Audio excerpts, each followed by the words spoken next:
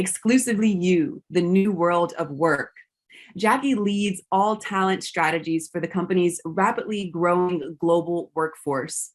Prior to joining ServiceNow, she served as Chief People Officer at WPP, Walmart, and Accenture. She serves on the board of the Association Project Healthy Minds and is on the board of trustees at Boston College. Welcome, Jacqui.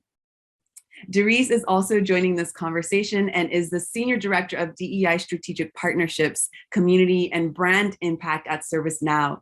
She leads strategic DEI partnerships and the company's external engagement and brand impact with key talent communities. Throughout her career, she has embedded DEI strategy within her previous multicultural communication and risk management role. Thank you, Darcy, and thank you, Jacqui. Please take it away. And I appreciate you both for being here today.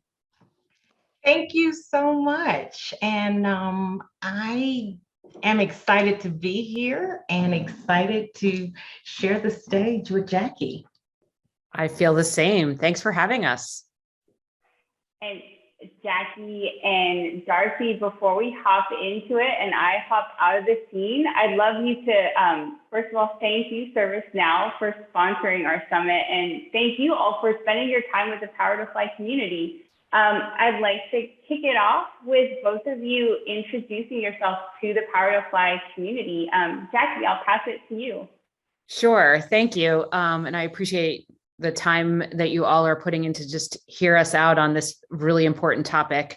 I've been with ServiceNow about 7 months. I joined during the pandemic, so I have a great deal of empathy for everybody out there who's changed jobs during that time and how important a decision it is and how hard it can be sometimes. So we can talk more about that in this conversation as well, if that's of interest.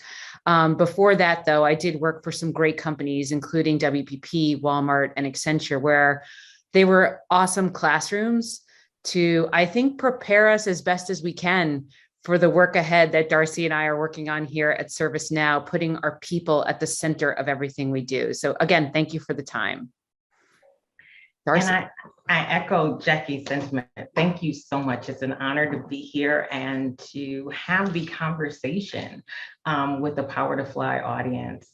I'm a recovering PR risk management professional, but as mentioned in my introduction, I always found a way to embed DEI into all the work that I did at previous companies because it's so very important. And it was something that I knew that could not be lost if I was truly going to be my authentic self and do my best work. So I'm so excited about today's conversation. Thank you for that, Darcy. Thank you, Jacqui. Power to Fly community, we'd love to hear questions from you. Keep adding those questions to the chat. I'll be back towards the end of the conversation and we'll dive into those. Jacqui and Darcy, take it away. Okay, well, let's get started. You ready, Jacqui? I am ready. All right. So the world has experienced the greatest workplace disruption in generations. Everything from social unrest, supply chain deterioration, market strain, political tensions, and of course, the pandemic. But the pandemic particularly had a disproportionate impact on women in the workplace. And when you combine that with all of the other disruptions I just described, it's forced us to kind of think about the future of work differently. How do you see the future of work shaping up for 2022 for employees at large, and then more specifically for women? Yeah, this is, I think, something you and I talk about all the time, right? And there's no playbook. I wish that there was, but there is no playbook right now. And I think you laid out all those challenges, and hearing you say that just made me feel like, oh yeah, like it's one after the other. But that is the reality of where we are right now. And when people talk about the future of work, like it's a distant idea, you know, you and I agree that it is, the future of work is actually right now as we shape it. And in part because there isn't a playbook. And I think the future of work as a chief people officer is fostering an inclusive culture. And that is exactly how we'll get to what is beyond this, this now and into the future for companies that want to grow. And, we are growing and we want to continue to grow. And this alone has created tremendous competition for talent. And we also know that our people and the people we want to have work here are absolutely in the driver's seat. It's all about what their needs are, how they want to work, what companies they want to work for. And millions of people, 4 million a month or something, right, are reevaluating their career along with their life priorities. So they're either quitting jobs, going for new careers, starting companies, there's all kinds of movement. And the other part I'd add is we know that burnout is very high. So Gartner, I believe, had recently done a study that says 85% of employees have experienced higher levels of burnout during the pandemic. So that's pretty much everybody when I, put that down. And then, we think about, okay, what do people want now? And we're hearing from our own is how much they're craving the human aspects of work. So what's the interpersonal connections that they can make? How are they learning? And they don't want just pay and benefits, right? They want to feel valued. So all that as a table setting, I do believe that we in the function of HR or as people managers have this once in a generation opportunity to create what work is like. And I also think that we all recognize that while maybe in my previous lives, we've talked about an employee experience, one experience, we really have to come up with a unique career journey for everybody. So that's a lot about listening to people. It's meeting them where they are and thinking about the moments that matter to them. And that's different, Darcy, what your moments that matter from my moments that matter, or any other person that we've talked to today. So how we get underneath that. And the way at ServiceNow that we've talked about defining work is in 3 buckets. It's people, place, and technology. In people, it's about making sure that we know that choice and flexibility matter more than ever. And so whatever terms our people want, we have to think about how do we meet those needs and be transparent and direct and honest about how we can do that.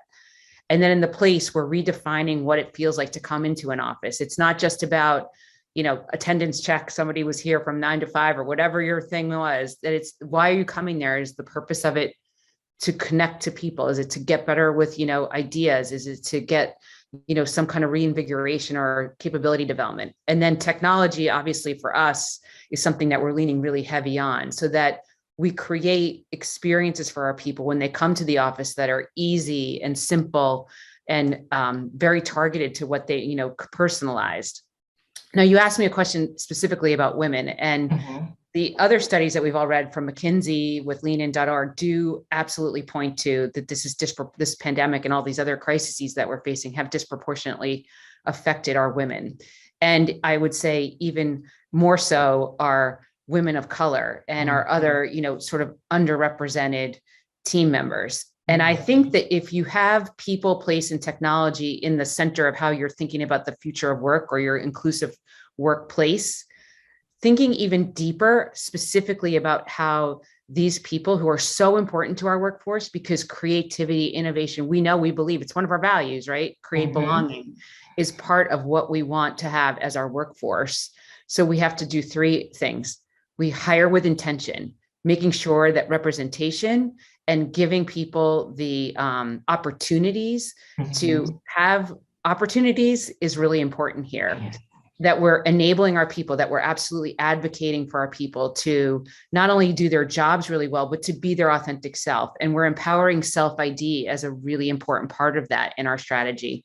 And then, the last thing I would say is how we think about flexibility and trust and moving away from tasks, but what's your outcome? And as a people leader, how are you showing trust and flexibility for your team? So that's what I've been thinking about. What about you?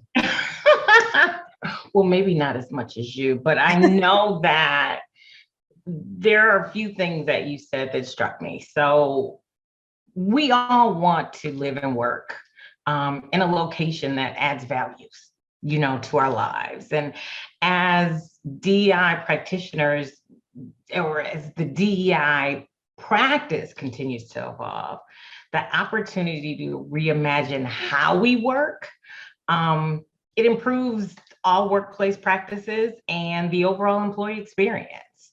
So transparently, I'm a woman of color, and many of the microaggressions I faced within my career, they kind of happened in person. Throughout this pandemic, and since I joined ServiceNow, I haven't felt that with my ability to work remote and have the opportunity to really get to understand and know my coworkers, and they be able to get to know and understand me. So when you couple microaggressions that all women deal with, regardless of what level and job responsibility they have, you couple that with social injustice, managing loss through the pandemic, fighting through struggles to support your family and the teams that you manage. Like you said, burnout is very real. So thank you as a leader for acknowledging that. But I'd also like to reinforce for the audience the importance of self-ID. As one of those semi-rare triple diversity unicorns, as I call myself, I'm a woman, I'm Black, and I have a disability. When I entered the workforce, I was always told not to disclose my disability, especially because I didn't require technology for me to work. I was always told that being a Black woman is enough. You don't want them to know you have a disability as well. But times have changed.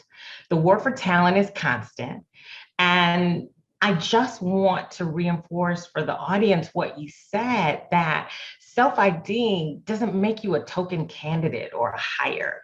What happens when you self-ID during the application process and once you become a candidate, it really reinforces that diverse talent is indeed out there. And it helps practitioners and leaders such as yourself to design, refine, and implement strategies to continue to improve a culture that supports all employees, as well as measuring our progress towards representation objectives. So my next question kind of, is related, but I want to dig a little deeper into some of the lesser known benefits for employers around this approach to the new world of work. Yeah, I mean, I'm an optimist like you, so this is a great question I love to answer, because I do see us as companies and people leaders in our function more than ever being able to make a real difference for our employees, our workforce, the communities that we serve, the customers that we are serving here at ServiceNow, because we are thinking more about the human-centered design of work. And I think that is so important to have at the forefront, because we know as a company that diversity and difference powers innovation and creativity. The business cases, all the things people talk about, we all know we don't need another business case. We see it in our own company that by focusing in diversity and inclusion and our people managers, we're growing, and it makes our business stronger, more creative, and more innovative. And I think that that's proof point enough. But where we really are focusing is on the people manager, because I think they have the hardest job of probably everyone right now. How you create human relationships, how you treat people who are on screens and in a conference room now as hybrid work comes. What's the skills that we're giving our people managers to be great at being people managers, and the confidence to do it? Because it's probably a little bit scary, right? It's not the way it was before. And in a company that's growing like ours, it's also, we have people who maybe haven't had those experiences before because we're moving people so quickly. And I think that that's an important part for us in our roles, plus our company, to be spending time. The eye-opening for many of the people I talk to, though, is that it's not the person that you used to just see across the desk. Like, who else in the world now is on your team that you didn't think about before? And how the best minds can come together and collaborate around time zones, locations, is just unprecedented. So embracing that, to me, is an enormous benefit. Even you and I, we haven't ever met, right? And sure. Like or in person anyway, and the right. ability to work together and come up with creative, innovative solutions for our people, I think, is another proof point personally. And the last thing I'd add is that, when I was at Walmart, we had quite a significant number of people that were frontline workers. So this Mhm. creativity and innovation and human-centric design I've seen come to life, where it's thinking about the personas of the people that you care, that are in your care and nurturing as a company, and using the same principles on the future of work or the current state of work for everyone. And I think that that's also quite exciting to think about. Those are indeed tremendous benefits, and it becomes even more critical, especially for ServiceNow as we continue to globally scale from approximately 17,000 employees to 30,000. And the ability to effortlessly collaborate across time zones and business units and leadership levels just continues to help drive deeper inclusion and business impact. Now, we recently had our employee kickoff the end of January, which kind of helps us set the tone for the new year and align around our corporate priorities. At that event, you introduced us to something that I found really exciting, the People Pact. Can you tell us a little more about that, and specifically how you see the People Pact enabling the ServiceNow DEI strategy? Sure. I'm so excited about the People Pact too. It's our version of an employee value proposition. And we wanted to go further than an employee value proposition. So that's why we call it a pact. And ultimately, my goal, our goal, is to accelerate our company's place as the best place to work on the planet. And we have an amazing CEO named Billy McDermott who constantly challenges us with that. And one of the things he's recently said that has struck me is that we need to know more, care more, and do more to inspire our people to be their best. And I really think that's so true. So that is behind this pact that we've created. And essentially it's three things. The first is we are committing that if you work at ServiceNow, you will live your best life. Now that sounds like a lot, but we're working really hard to create the programs, the processes, the environment, the culture, so that people can come here and do their best, they live their best life. And we're working on our wellness strategy, all the things that will feed into living your best life. The second really important area is that you can do your best work. So you come here, you get the training that you need, you get the development you need, you get the space that you want and need to do your best work, and you can grow pretty much endlessly. And I think that's also important to our people. And then the last one is not really meant to be last, but I think it's important as well, is that we'll fulfill our purpose together. ServiceNow makes the world work. And we know that when our people get to give back to what they care about in their community or other charity, or work on innovative technology for customers and clients, that's fulfilling our purpose. And I'm so excited about that, because it was in our DNA. If you look at Fred Luddy, his story of how he created the company, and it's still in our DNA today. And I am just so excited to see how our company is going to continue to grow with that. So with that, I want to turn it to you, Darcy, and tell me a bit about what the People Pact, you were such a part of creating it. What does it mean to you? Well, thank you for that question. I think the People Pact for me also resonates in three different ways. The first, it acknowledges the humanity of all of our employees, which enables us all to show up authentically, to do our best work. Also, as an ambitious woman in corporate America that is Black, it celebrates who I am, my desire to advance, and serves as a daily reminder to push the limits of innovation to positively impact my peers, our strategic partners, as well as global customers.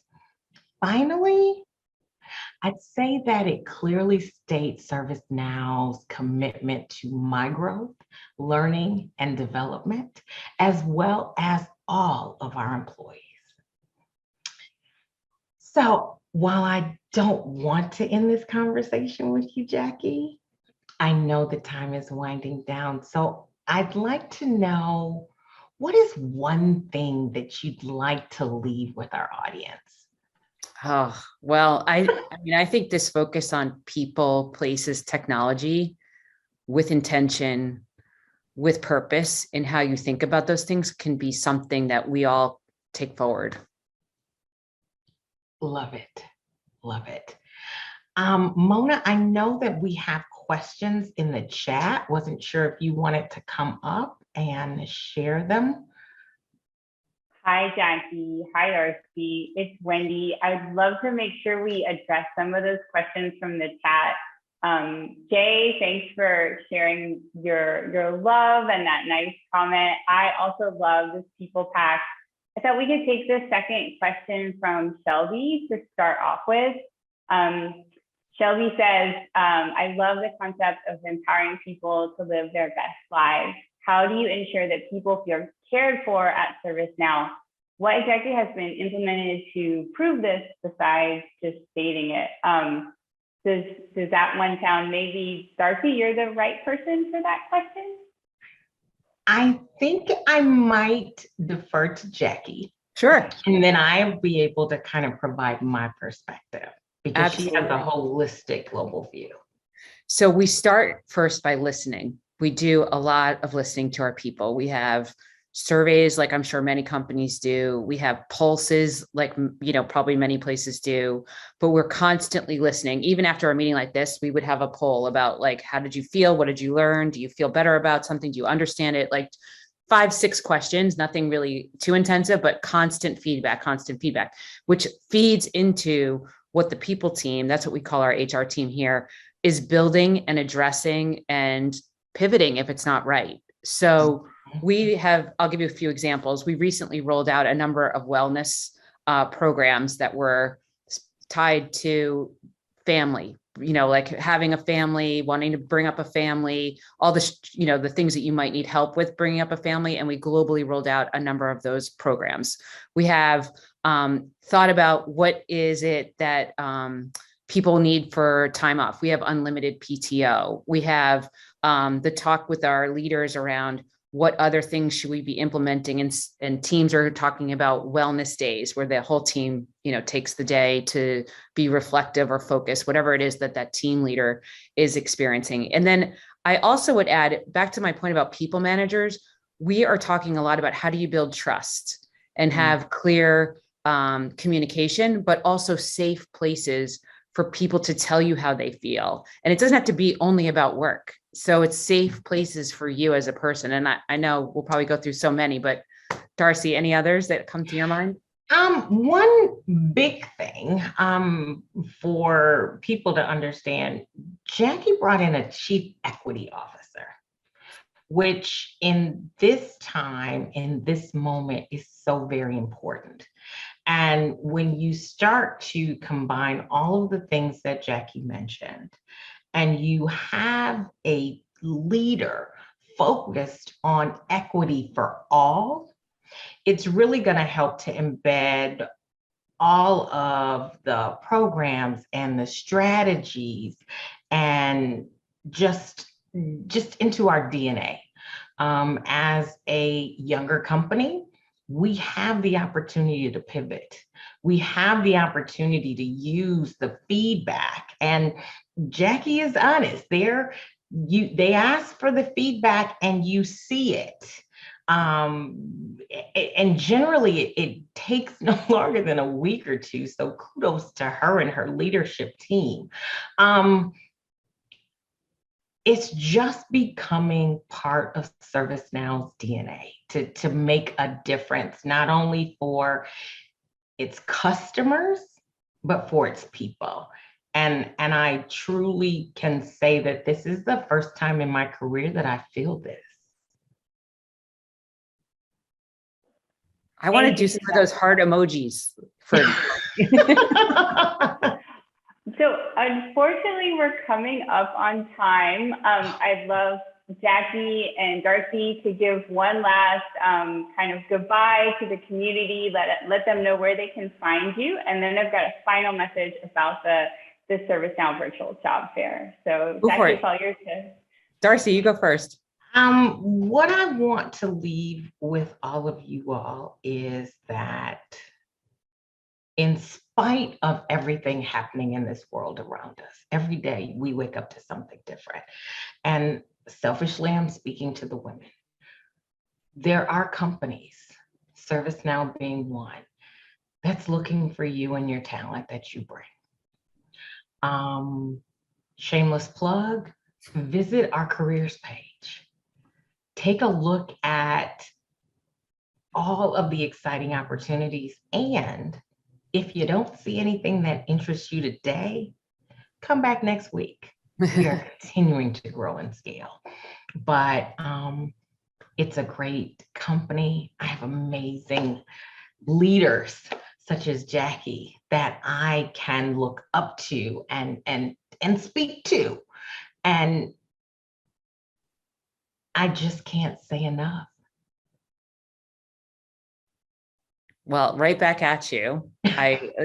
We are building something special here, thanks to you and the team. I'll close by sort of answering one of these questions about the C-suite. And, my view, whether, it's ServiceNow, I obviously believe that Bill McDermott is operating in the way that meets my purpose and values as a people leader, and that the CEOs that do take this work as part of their own purpose and brand and company purpose is where you see the success. I think it's not easy for a CEO who doesn't believe in this to show up like they do. It eventually sort of reveals, and that is how this starts. It's from the top. And I believe that is what is creating so much momentum here and in many other companies that I admire doing this work. We're not perfect. We know we make mistakes, but we know we can make ourselves better every day. And I would just say that to this audience is like, just figure out your purpose and your place and just keep getting better every day. Thank you for having us. Yes, thank you.